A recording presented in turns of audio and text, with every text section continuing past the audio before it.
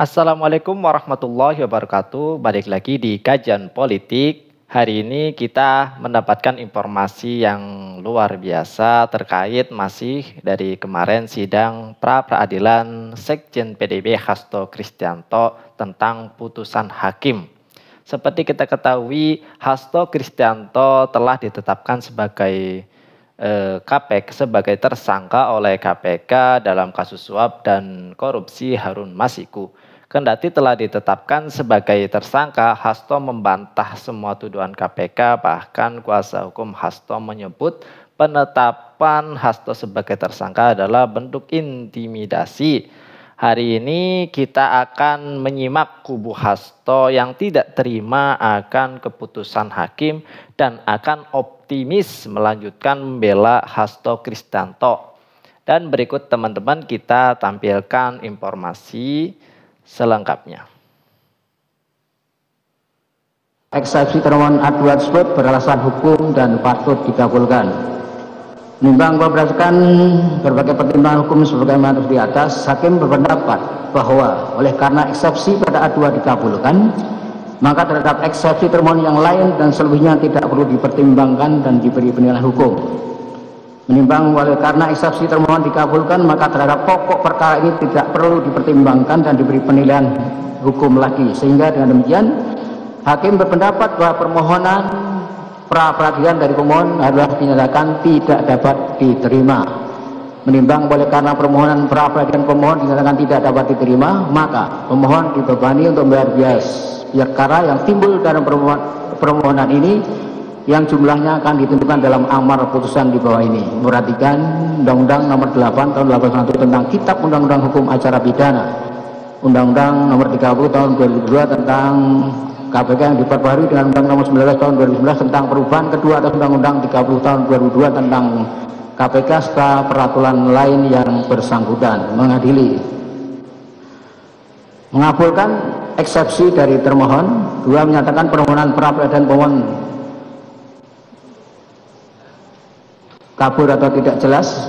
Menyatakan permohonan pra peradilan pemohon tidak dapat diterima.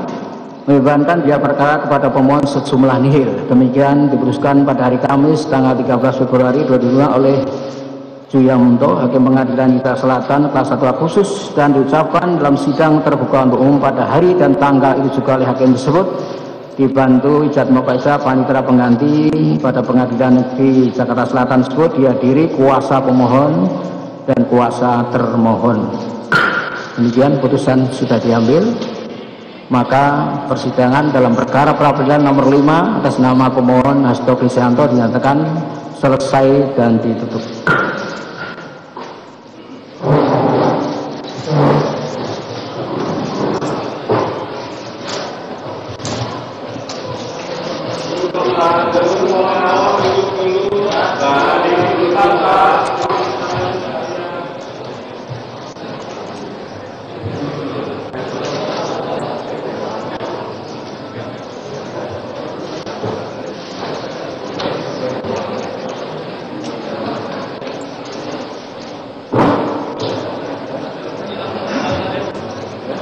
Juga akan menyimak ya video tentang penolakan kubu Hasto.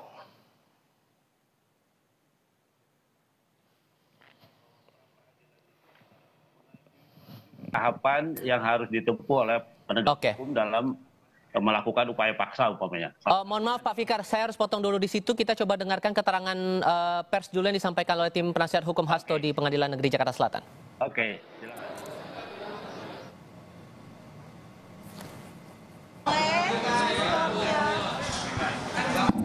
Jakarta Selatan. Oke.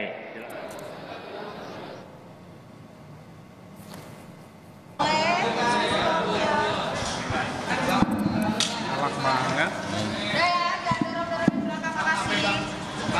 Oke ya, kita bisa mulai ya. Oke teman-teman sekalian, terima kasih untuk atensinya terhadap pembacaan putusan pra peradilan pada hari ini. Kami harus mengatakan bahwa kami kecewa dengan putusan pra peradilan yang dibacakan dan saudara-saudara juga sudah mendengarkan dengan putusan dengan pertimbangan hukum, dengan legal reasoning yang bisa meyakinkan kita semua bahwa permohonan pra-peradilan itu tidak diterima. Tetapi kami sangat menyayangkan bahwa kami tidak menemukan pertimbangan hukum atau legal reasoning yang meyakinkan untuk bisa memahami kenapa pra-peradilan itu ditolak. Buat saya, ini adalah satu apa yang disebut miscarriage of justice. Tahu saudara miscarriage of justice ya? Itu miscarriage itu kan keguguran. Jadi keadilan yang digugurkan atau peradilan sesat. Kita datang ke Pengadilan Negeri Jakarta Selatan untuk menguji abuse of power, pelanggaran-pelanggaran yang dilakukan oleh KPK, karena sangat telanjang di depan mata kita, pelanggaran itu dilakukan. Tuduhan bahwa Hasto Kristianto melakukan obstruction of justice itu tuduhan yang hampa, tuduhan yang tidak ada dasarnya sama sekali. Hasto Kristianto itu sangat kooperatif. Tuduhan bahwa Hasto Kristianto terlibat dalam melakukan pemberian hadiah dalam kasus Wahyu Setiawan itu pun tidak ada dasarnya. Kenapa? Karena putusan itu sudah inkrah 5 tahun yang lalu dan Hasto Kristianto sama sekali tidak terlibat, sama sekali tidak disebut sebagai pihak yang memberikan atau memfasilitasi suap. Jadi dua hal ini yang kami harapkan sebenarnya mendapat perhatian dan legal reasoning yang kuat dari hakim tunggal yang memeriksa perkara ini. Tapi apa dikata, kita mendapat putusan yang dangkal. Ini bukan pendidikan hukum, ini pembodohan hukum. Saya harus katakan demikian. Saudara Magdir, saya, saudara Roni dan yang lain-lain itu sudah praktek hukum puluhan tahun. Kita tidak mengharapkan putusan yang dangkal semacam ini. Publik juga menginginkan putusan dengan legal reasoning yang sangat meyakinkan, dan itu yang tidak kita temukan. Jadi buat saya ini satu setback, satu kemunduran. Nah, apa yang akan kami lakukan? Mungkin saudara Magdir Ismail akan menjelaskan apa yang akan kita lakukan. Tapi this is not the end. This is not the end. Perjuangan untuk menegakkan hukum dan keadilan adalah kewajiban yang ada pada pundak kita semua. Dan kita akan melakukan apa yang bisa kita lakukan. Tapi apa yang akan kita lakukan, ini kita akan rumuskan dan diskusikan bersama nantinya. Mungkin Magdir kamu. Terima kasih semuanya. Saya kira pertanyaan pokok sebenarnya yang harus kita ajukan kepada hakim tunggal ini, apakah di dalam proses pra-peradilan itu ada larangan yang secara hukum bisa melarang orang menguji dua penetapan tersangka dalam satu permohonan? Enggak ada apapun itu. Kalau dalam praktek hukum pidana normal, kita kenal secara teoritis apa yang kita sebut dengan penggabungan perkara. Ada kumulasi subjektif, ada kumulasi objektif. Artinya apa? Seharusnya permohonan ini kalau misalnya memang mau dinyatakan tidak dapat diterima karena alat buktinya katakanlah tidak cukup, saya kira mestinya itu yang dijadikan dasar di dalam pertimbangan-pertimbangan. Ada 7 ahli hukum pidana yang sudah dihadirkan. Semuanya menerangkan dengan lugas dan jelas bahwa penetapan tersangka itu harus ada, dan terkait dengan pasal-pasalnya itu harus ada korelasinya dengan pasal yang dipersangkakan. Selain itu harus juga dilakukan semacam bukti permulaannya itu harus substantif dan juga merupakan delik inti dari pasal yang dipersangkakan. Nah, kalau seandainya itu dalam pertimbangan tadi yang dikemukakan oleh majelis, tentu kami akan dengan senang hati menerimanya.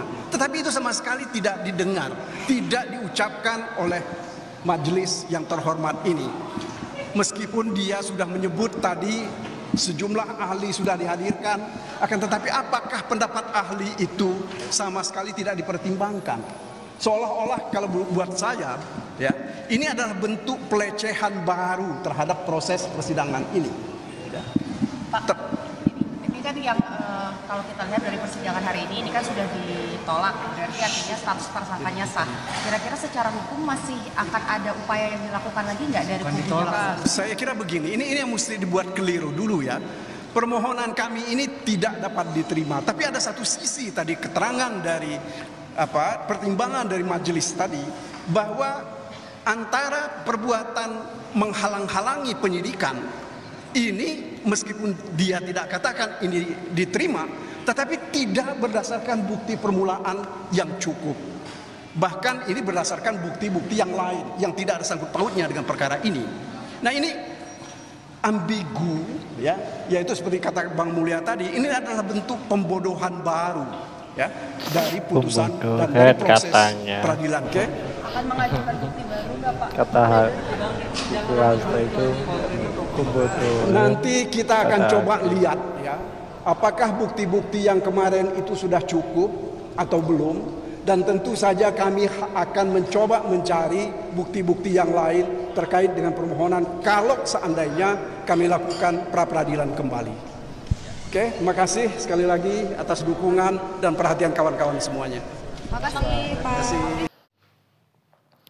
Ya teman-teman, kita baru saja menyaksikan pernyataan lengkap dari hakim putusan dan pernyataan pembelaan kubu Hasto yang katanya apa tadi, tuduhan hampa lah, pengadilan sesat lah, keputusan dangkal, pembodohan hukum dan lain-lain.